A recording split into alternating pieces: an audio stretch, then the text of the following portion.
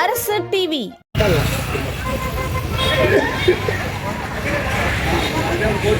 மருத்துவ காப்பீட்டு தொகை யாராவது ஒருவர் அல்லது சிலர் தான் மருத்துவத்துறையாக அந்த செலவினங்களை அரசாங்கம் ஏற்றுக்கொள்ளாமல் அல்லது யுனைடெட் அவர்கள் செலுத்துகிறார்கள் என்று சொன்னால் அதற்கு பெயர் இன்சூரன்ஸ் என்று எப்படி நம்மால் ஏற்றுக்கொள்ள முடியும்?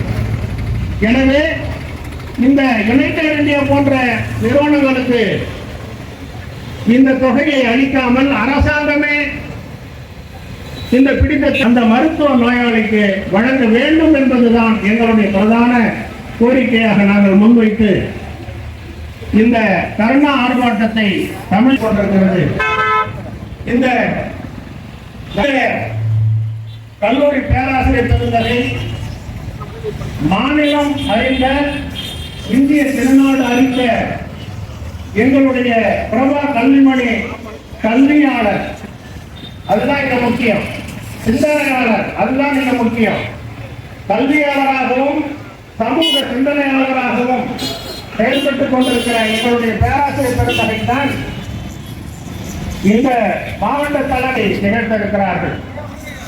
அதற்கு அடுத்ததாக கோரிக்கை விளக்க உரையை இதனுடைய நாட்குறியை வழங்குவதற்காக மாவட்ட முன்னாள் தலைவர் திரு ஏகாம்பரம் நீங்கள் ஏற்றிய போர்க்கொடியை, நீங்கள் ஏற்றிய தீபத்தை, நீங்கள் ஏற்றிய தீபத்தை அணையவிடும் அணையவிடும் அணையவிடும் அணையவிடும் அணையவிடும் அணையவிடும் அணையவிடும் அணையவிடும் ஒன்றுபடுவோம், போராடுவோம், ஒன்றுபடுவோம், போராடுவோம், போராடுவோம், வெற்றி பெறுவோம், போராடுவோம், வெற்றி பெறுவோம், வெற்றி பெறுவதை போராடுவோம், வெற்றி பெறுவதை போராடுவோம்.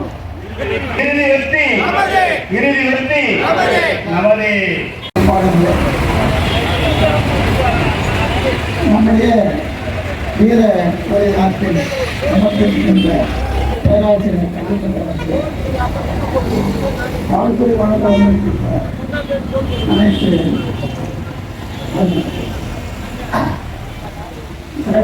சிகிச்சையை பெற முடியும்.